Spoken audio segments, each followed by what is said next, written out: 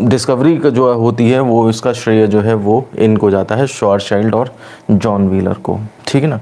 तो अब हम देखते हैं कि इसकी डेफिनेशन क्या होगी। यह एक ऐसा पिंड है जिसका द्रव्यमान व घनत्व अधिकतम होता है पर आकार में बहुत छोटा होता है। इनके अंदर गुरुत्वाकर्षण इतना प्रबल होता है कि प्रकाश के भी गिरने के बाद, मतलब बाकी सब गिरेंगे तो वो तो समा ही लेगा अपने अंदर, इवन लाइट को भी नहीं जाने देगा, ये मतलब है। प्रकाश के भी गिरने के बाद उसका निकलना संभव हो जाता है, इसी कारण काले दिखाई देते हैं तथा इनके अंदर स्पेस और टाइम भी विकृत हो जाते हैं। देखिए अब तीसरा जो टॉपिक आएगा हमारे पास, इसके अंदर किसी पिंड के ब्लैक होल बनने की शर्त क्या होती है। पलायन वेग क्या होता है, VE = √2gm/r। तो अगर हम चाहते हैं कि ब्लैक होल बनना है तो ब्लैक होल बनने के लिए उस पिंड को इतना होना चाहिए कि उसमें से लाइट भी ना निकल पाए।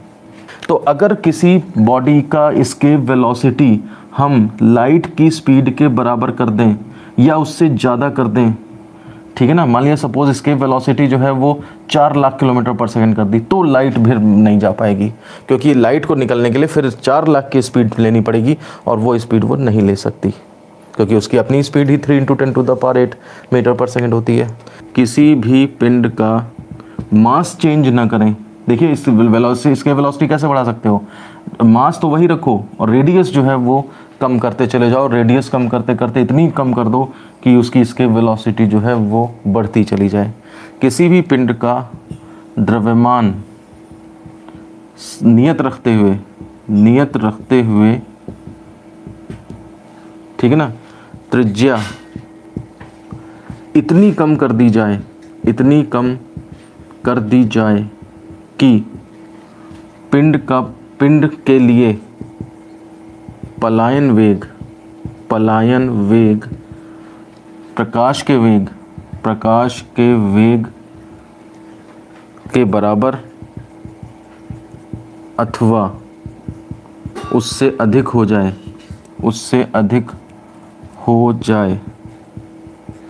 तो वह पिंड ब्लैक होल बन जाएगा। एस्केप वेलोसिटी जो है वो c से बराबर हो ले या उससे बड़ी हो ले तो उस केस में हमारा कोई भी बॉडी जो है वो ब्लैक होल में कन्वर्ट की जा सकती है। ये कितना होता है, √2gm/r और >c कर दिया हमने, स्क्वायर कर दो तो 2gm/r > c² हो जाएगा। अब पलट दोगे तो पलटने से जानते हो क्या होगा, पलटने से जो है वो > आपका <= बन जाएगा। तो ये हो जाएगा आपका r/2gm > 1/c²। ठीक, अब मैं इसको यहाँ लिख दूँ तो r <= 2gm ऊपर चला जाएगा तो 2gm/c²। ये आपके पास जो है वो रेडियस आ जाती है, त्रिज्या आ जाती है, जिसे कहा जाता है श्वार्ज़शील्ड। श्वार्ज़शील्ड कौन थे, अभी मैंने बताया था आपको, ब्लैक होल के बारे में इन्होंने डीपली डिस्कस किया था। श्वार्ज़शील्ड त्रिज्या कहलाती है ब्लैक होल की संरचना। तो ब्लैक होल की संरचना में क्या होता है कि देखिए ब्लैक होल में एक बिल्कुल सारा तो खाली स्थान होता है, ठीक है ना, रिक्त स्थान होता है और सेंटर पे जो है ये सिंगुलरिटी होती है। तो यहीं पर जो है वो जो मरे हुए तारे का पूरा द्रव्यमान जो है वो आपका इसी बिंदु में होता है, इसी सिंगुलरिटी में होता है, ठीक है ना। अब इसके घनत्व कितना हो जाएगा, इसका घनत्व जो है वो बिल्कुल इनफाइनाइट हो जाता है। देखिए नेक्स्ट टॉपिक पे आते हैं हम, ब्लैक होल के बनने की प्रक्रिया। तारे का जन्म के बारे में डिस्कशन करते हैं। तारे का जन्म कैसे होता है, तो तारे के बनने के लिए आपको गैसेस चाहिए होती हैं, जो जैसे सबसे ज़्यादा ज़रूरी जो गैस होती है, ज़्यादा सबसे मात्रा में जो मिलती है वो हाइड्रोजन होती है, सबसे ज़्यादा ब्रह्मांड में जो है ये पाई जाती है। उच्च ताप पर ये क्रिया होती है। इसमें क्या होता है, हाइड्रोजन के 4 न्यूक्लियस फ्यूज़ करके हीलियम का न्यूक्लियस बना देते हैं, ठीक है ना। 4 हाइड्रोजन एटम फ्यूज़ होकर के हीलियम गैस का निर्माण कर देते हैं और बहुत ज़्यादा मात्रा में ऊर्जा निकलती है।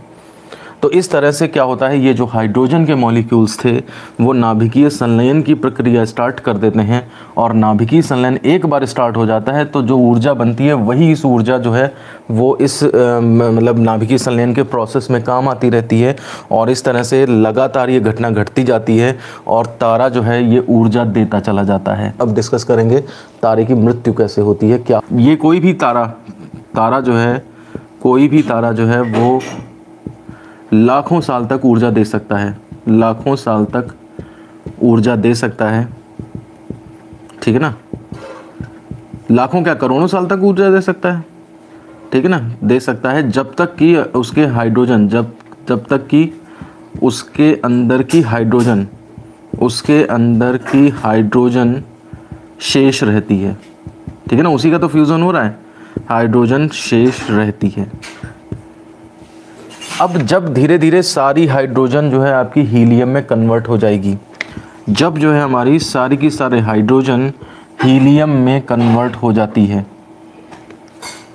समझ रहे हैं, तो तारा जो है वो फिर मरने की प्रक्रिया, मतलब बूढ़ा होना यानी कि मरने की प्रक्रिया स्टार्ट हो जाती है, मरने की प्रक्रिया स्टार्ट हो जाती है, प्रारंभ हो जाती है, ठीक है ना। अब हाइड्रोजन जब हीलियम में सारा कन्वर्ट हो जाएगा तो उस केस में होगा क्या, उसमें होता यह है कि उतनी ऊर्जा अब ये नहीं निकाल पाता है, उतनी ऊर्जा नहीं निकलती है, और उतनी ऊर्जा नहीं निकलने की वजह से क्या होता है कि आपका जो ये रेडिएशन प्रेशर है ये कम होने लगता है, जो रेडिएशन प्रेशर है वो आपका रेडिएशन प्रेशर वो कम होने लगता है। और मैंने आपको समझाया था रेडिएशन प्रेशर ही इसके साइज़ को मेंटेन करके रखता था।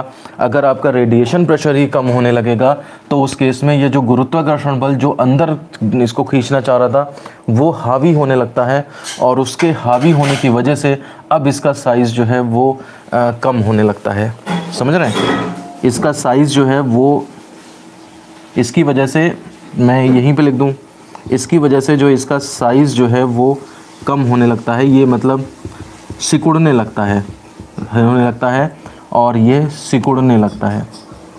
अब सिकुड़ने से क्या हुआ, सिकुड़ने से इसका साइज़ छोटा होने लगेगा, ठीक है ना।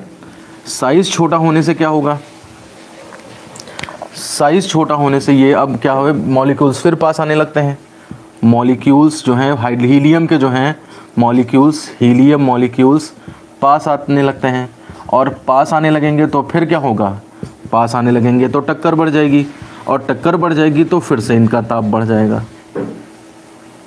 तो अब टक्करों के बढ़ने से जो ताप बढ़ा उससे होता क्या है, उससे होता है, उससे दो बातें होती हैं, उससे दो बातें ये होती हैं, ताप बढ़ने से एक तो फिर से साइज़ बढ़ने लगता है, क्योंकि अब ये जो है टक्करों के बढ़ने से जो ताप बढ़ा है, ताप के बढ़ने से साइज़ बढ़ रहा है, रेडिएशन प्रेशर का योगदान नहीं है, इससे एक तो इसका साइज़ बढ़ने लगता है।